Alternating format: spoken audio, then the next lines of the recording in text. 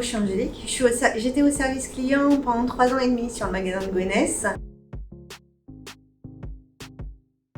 On a fait le choix sur le magasin de Gonesse de former à ce moment-là 100% des hôtesses. Le terrain était réservé aux chefs de secteur. En fait, c'était comprendre les marqueurs relationnels. Après, on a eu la partie T2, donc c'était avec les hôtesses, en salle, en partie, un petit peu de jeu de rôle. Et la dernière partie, celle que je pense tout le monde a préférée, et moi également, c'est cette partie débrief.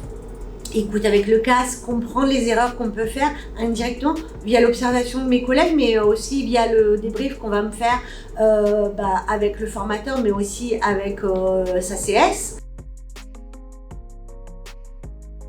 Il fallait faire gagner du temps à nos clients dans l'orientation dans le magasin, dans la recherche de l'article, dans son besoin.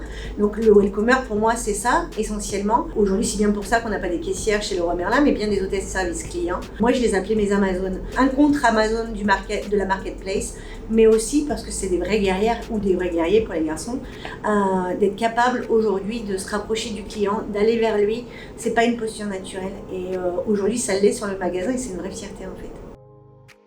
Joanie, service hôtesse client.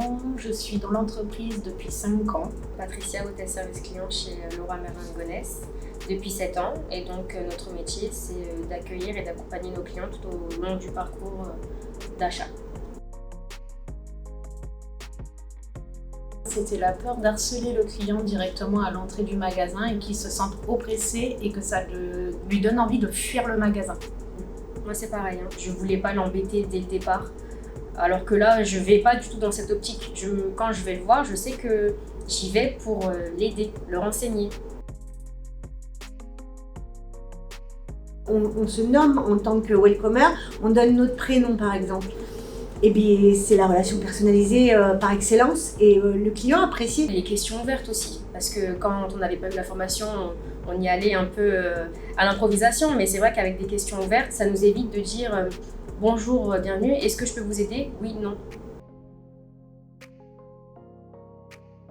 Ils sont rassurés, ils sont souriants. Ils se sentent compris aussi. Ouais. Compris dans leur recherche.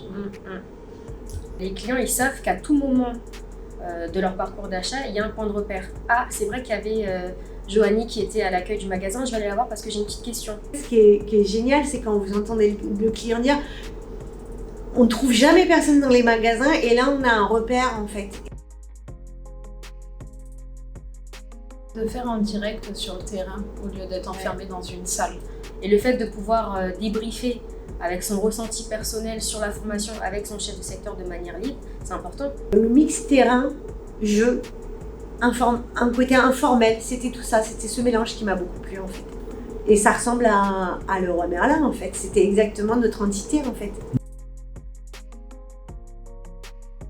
C'est se sentir utile dans l'entreprise, se sentir utile à ce poste-là aussi à l'entrée du magasin.